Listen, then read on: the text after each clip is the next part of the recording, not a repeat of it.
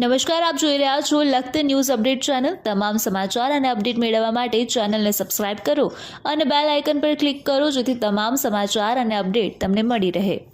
લખતર ઉપાડીબા તાલુકા શાળા અને કરણસિંહ મિડલ સ્કૂલમાં મતદાનની તૈયારી પૂર્ણ કરતા પ્રિસાઇડિંગ ઓફિસર સુરનગર જિલ્લા કલેક્ટર અને ચૂંટણી અધિકારીની સૂચના મુજબ ચુસ્ત પોલીસ બંદોબસ્ત ગોઠવવામાં આવ્યો।